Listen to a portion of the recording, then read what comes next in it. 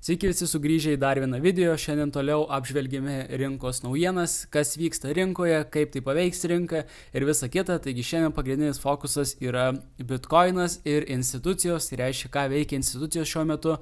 Kol kas rinkoje turim labai daug bullish naujienų, tai jas visas ir aptarsim, kas vyksta šiuo metu rinkoje ir ko galima tikėtis.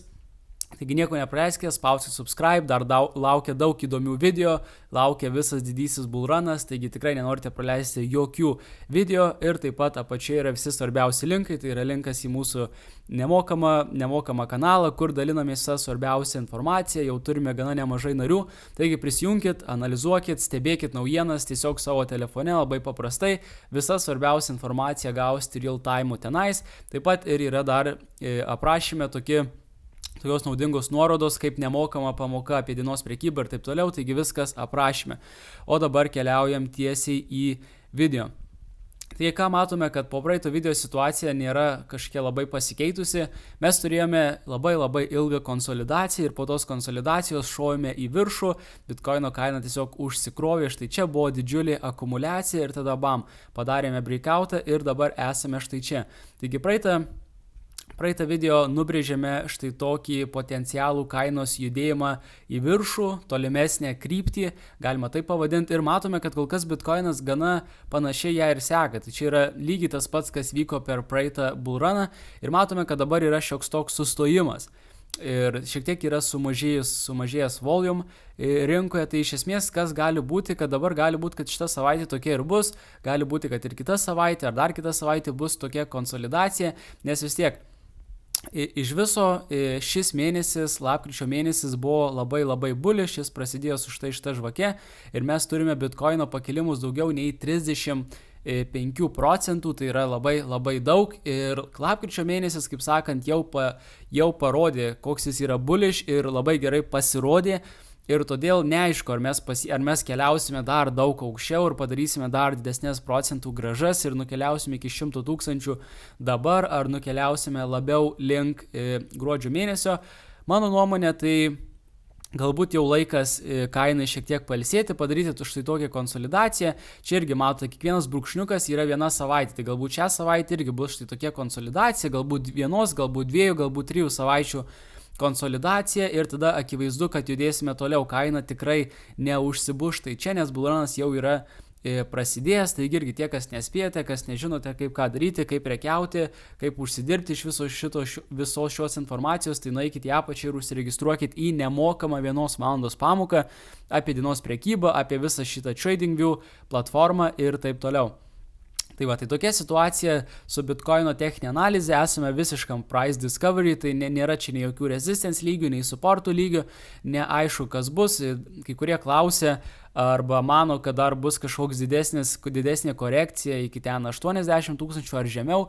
Mano manimu maksimali korekcija įmanoma iki 80 000 ir tai gana abejoju, ar tai bus. Manau, kad bus arba kažkiek minimali konsolidacija ir tada keliausim tiesiog į viršų arba keliausim iš karto į viršų.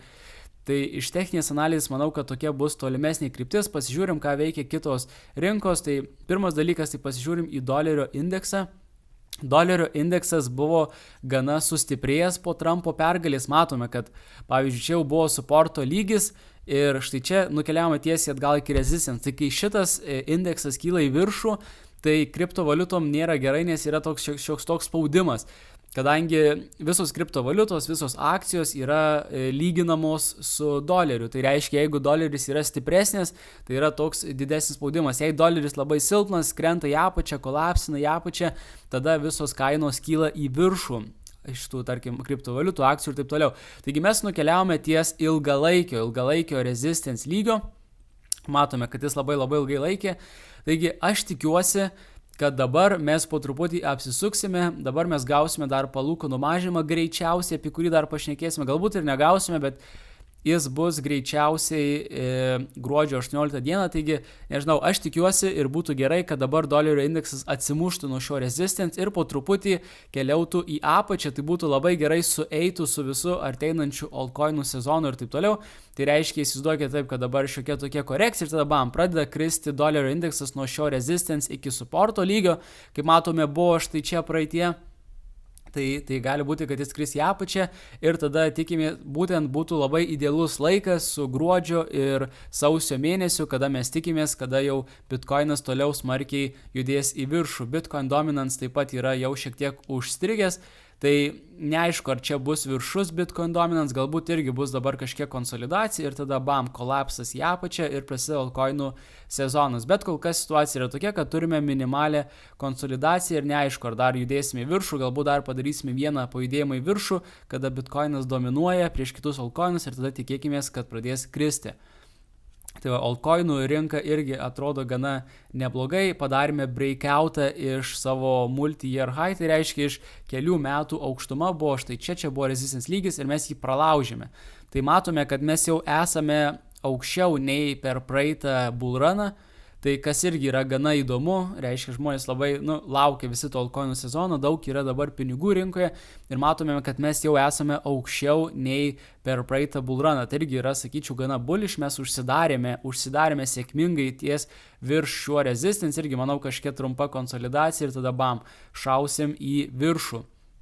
Nasdaq ir S&P, tai Nasdaq eina į viršų, tai irgi labai gerai, Nasdaq irgi toks yra labiau didesnės rizikos, tai šiek tiek labiau koreliuoja su kriptovaliutų rinka ir irgi juda į viršų, tai labai gerai, o S&P padarė trumpą atsitraukimą, šiek tiek korekciją ir dabar greičiausiai judės vėl į viršų.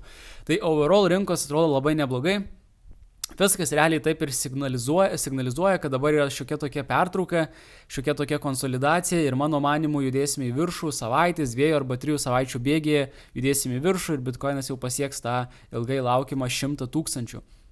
Dabar labai svarbios naujienos, tai yra strateginis rezervas Bitcoino, mes apie tai jau šiek tiek kalbėjome ir dabar dar irgi trumpai, tai iš esmės Bitcoino Amerikos strateginis rezervas reikštų, kad Amerika dabar bent jau lygtis, jei gerai atsimenu, pagal dabartinį pasiūlymą Amerika nupirktų 1 milijoną bitkoinų. 1 milijoną bitkoinų ten gal per 5 metus. Tai čia yra didžiulės sumos, aš jau net neatsimenu, kokia čia yra ta pirkimo suma. Ir žodžiu, tai iš pradžių jau seniai buvo tos bitkoino rezervų kalbos, ar jį priimti ar ne, bet čia buvo iš demokratų jos atėjo ir iš Trumpo pačio, tai Trumpas dar nebuvo išrinktas, dabar jis yra išrinktas ir visas senatas irgi yra pro kripto, ne visas, bet dauguma pro kripto, dabar ten yra respublikonai ir žodžiu, jau šitas strateginio bitkoino rezervo, kaip sakant, nežinau net kaip pavadinti, reguliavimas ar kažkas tokio, jau yra pateiktas į dienotvarkę senato. Tai reiškia, kažkada yra labai realus šansas, kad iš tikrųjų dar per šitą bullruną gausime strateginį rezervą, jeigu atsirastų toks pirkėjas kaip Amerika, kuris nuperka 1 milijoną bitkoinų, tai kaina iš karto šautų labai aukštai ir tada kitos šalys sektų. Tai įsivaizduok jau dabar, pavyzdžiui, Lenkų, kaip suprantu, kandidatas į prezidentus irgi jau šneka apie turėti, pavyzdžiui, Lenkijai turėti bitkoino strateginį rezervą. Tai įsivaizduokite, kas bus su bitkoinu, kai šalys pradės pirkti ir turėti jį strateginį rezervą. Tai jis tiesiog šaus į kosmosą tiesiog. Neaišku, ar tai bus, bet kol kas iš pradžių niekas netikėjo, kad tai iš vis yra įmanoma, o dabar jau tai atrodo net labai realu. Jau šansas turbūt yra koks 50-50, kad turėsim, o prieš tai buvo 0.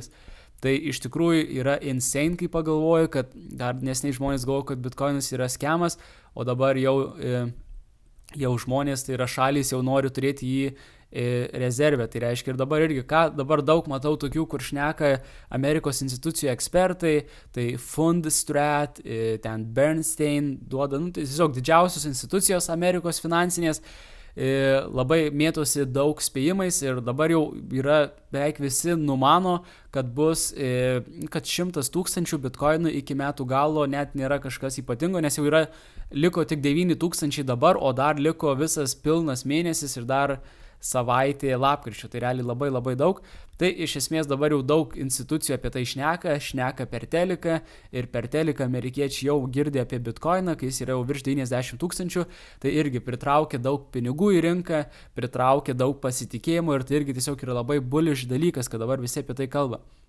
Kalbant apie ETF'us, turėjome šiokią tokią pertrauką, matome, kad štai čia jau buvo rekordinės dienos, ten jau beveik po 1 milijardą per dieną, kas yra insane, kai pagalvoju tiesiog iš kelių pirkėjų, tai yra ETF'ų, ateina po 1 milijardą įplaukų į bitkoiną, bet dabar turėjome šiokį tokį atsitraukimą, korekciją ir kaip matome, kad dabar rinkoje tiesiog nelabai yra tos energijos, nėra pirkėjų, matome net iš ETF-sų, ETF-ai labai gerai parodo, kas vyksta su sentimentu, ką žmonės mano, ar žmonės perka ar ne, matome, kad dabar nieko nevyksta realiai, tai buvo šiokie tokie pardavimai, tada šiokie tokie pirkimai, iš esmės nieko įdomaus nevyksta, tiesiog realiai nieko nevyksta.